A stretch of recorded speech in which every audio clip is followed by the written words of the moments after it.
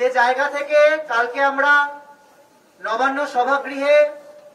Chief সেক্রেটারির সাথে meeting করতে গিয়েছিলাম, 5.5 ঘন্টা ধরে আমরা মিটিং করি এবং শেষে তো কি দেখা যায় যে আমরা কিন্তু মেলের কপি আপনাদের পাঠিয়েছিলাম যে আমাদের সেফটি সিকিউরিটির যে দিক থেকে আমরা কি বোঝাচ্ছি, সিসিটিভি হোক, প্যানিক বাটন হোক, এগুলো যেমন রয়েছে, তেমনি জনস্বাস্থ্যের প্রশ্নটি আমাদের কাছে অত্যন্ত প্রয়োজনীয়। প্রত্যেকটা মানুষ, আপামর পশ্চিমবঙ্গবাসী, তারা প্রত্যেকে যদি স্বাস্থ্য পরিষেবা ঠিকভাবে পান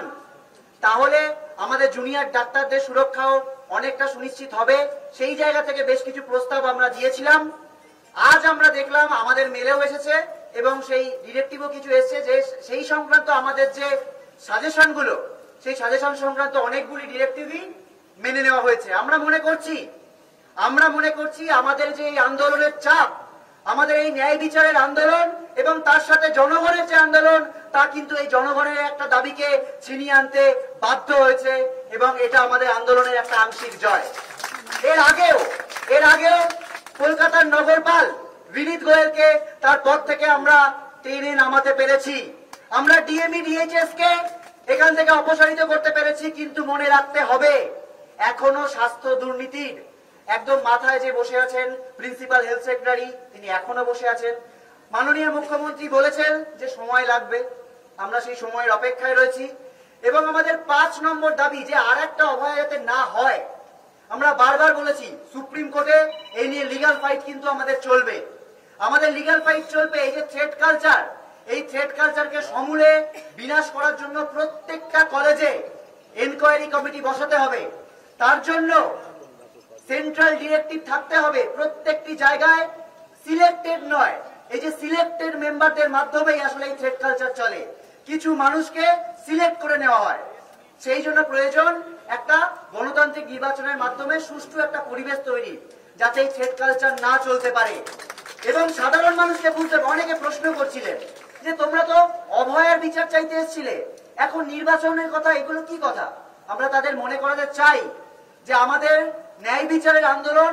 অভয়ার আন্দোলনের জন্য, অভয়া যাতে ন্যায় বিচার পায় সেজন্য যেমন আমরা কালকে সিবিআই অভিযান করছি, সিজি অভিযান করছি, ঠিক এই কথাটা মনে রাখা দরকার যে আর একটা অভয়া যাতে না ঘটতে পারে, সমাজের কোন স্তরে এইরকম যাতে থ্রেট কালচার, দুর্নীতি যাতে না থাকতে পারে, সেটা সুনিশ্চিত করাও কিন্তু আমাদের কর্তব্য। সেই জন্যই কিন্তু এই প্রসঙ্গগুলো এসছে এবং আজ যে ডিরেক্টিভ এসছে তার মধ্যে কিন্তু খুব সুচারুভাবে এই জিনিসগুলো এড়িয়ে যাওয়া হয়েছে। আমরা আজকে যে বন্যা পরিস্থিতি তৈরি হয়েছে তার কথা মাথায় রেখে এবং আংশিক যে জয় আমরা পেয়েছি সেই জয়ের কথা মাথায় রেখে আমরা কালকে মিছিলের পর নিজ নিজ কলেজে ফিরে যাব, ধর্ণা মঞ্চে ফিরে যাব এবং আমরা একটা স্ট্যান্ডার্ড অপারেটিং প্রসিডিওর তৈরি করব, এসওপি, যে এসেনশিয়াল সার্ভিস বলতে আমরা কি কি মনে করছি এবং আমরা আংশিকভাবে,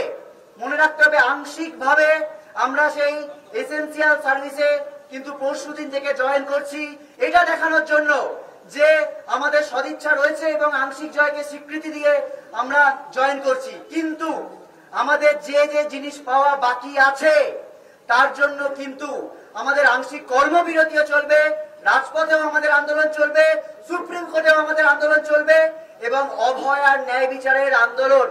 অভয়ার ন্যায় বিচার কিন্তু আমরা ছিনিয়ে আনবই। অভয়ার ন্যায় বিচার যতদিন না আমরা ছিনিয়ে আনতে পারছি, যতদিন না দোষীরা ধরা পড়ছে, যতদিন না প্রকৃত দোষীরা ধরা পড়ছে এবং যতদিন না আর একজনও অভয়া হয় এটুকু সুনিশ্চিত হচ্ছে, ততদিন আমাদের লড়াই চলবে। সাধারণ মানুষের উদ্দেশ্যে আমাদের আহ্বান থাকবে, কালকে বিকেল 3টে স্বাস্থ্য ভবনে সকলে জমায়েত হন, স্বাস্থ্য ভবন থেকে সিজিও কমপ্লেক্সে আমরা যাই, সিবিআই এর কাছে আমরা আমাদের এই কণ্ঠস্বর পৌঁছে দিই যে আর কবে, আর কত দেরি, যত দ্রুত সম্ভব এর বিচার হোক, এই তদন্ত প্রক্রিয়া শেষ হোক এবং তার পরদিন থেকে পশ্চিমবাংলার বিভিন্ন জায়গায় আমরা গতকালই ঘোষণা করেছিলাম যে হুগলি, মেদিনীপুর, মালদা সহ বহু জায়গা বন্যা দুর্গত জায়গায় রয়েছে। আমাদের কাছে বহু মানুষ বহু ত্রাণ সামগ্রী অলরেডি দিয়েছেন, সেটা খাবার, শুকনো কাপড়, ত্রিপল হতে পারে, ওষুধ হতে পারে, সেগুলো সহ আমরা মেডিকেল টিম হিসেবে, অভয়া ক্লিনিক হিসেবে প্রত্যেকটি জায়গায় কালকের পর থেকেই পৌঁছে যেতে চাই এবং প্রত্যেকের কাছে বার্তা দিতে চাই যে আমাদের এই আন্দোলন আসলে সাধারণ মানুষের যে আন্দোলন। আমরা আংশিকভাবে কাজেও ফিরব এবং আমরা প্রত্যেকটি বন্যা দুর্গত এলাকায় কালকে থেকেই পৌঁছে যাওয়ার চেষ্টা করব, যাতে আমাদের ওপর এই আঙুলটা না তোলা হয় যে আমরা তো বিচার চাইতে আসিনি, আমাদের নাকি অন্য রাজনৈতিক অভিসন্ধি আছে। আমাদের এক এবং একমাত্র লক্ষ্য অভয়ার বিচার, এবং আর একটাও যাতে অভয়া না হতে পারে।